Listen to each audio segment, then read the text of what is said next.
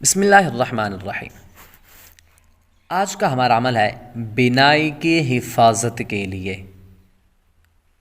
اور آج کے عمل کی طرف بڑھنے سے پہلے آپ لوگوں سے گزارش ہے کہ ویڈیو کو لائک اور شیئر کریں، چینل پر نئے ہیں تو چینل کو سبسکرائب کریں، بیل آئیکن ضرور دبائیں تاکہ اس طرح کی مفید ویڈیوز آپ تک بر وقت پہنچتی رہیں۔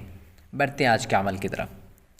بینائی کی حفاظت کے لیے کہ اگر آپ کی آنکھوں کی بینائی کمزور ہوتی جا رہی ہے اور آپ کی آنکھوں کی روشنی کم ہوتی جا رہی ہے، آپ کو دیکھنا کم نظر آتا ہے، آپ کو کم نظر آتا ہے، یا اس آنکھوں کے اندر کوئی بھی بینائی کا مسئلہ آ رہا ہے، تو آپ نے کیا کرنا ہے؟ اور آج کا ہمارا عمل ان لوگوں کے لیے بہت زیادہ مفید ہے۔ عمل کیا ہے؟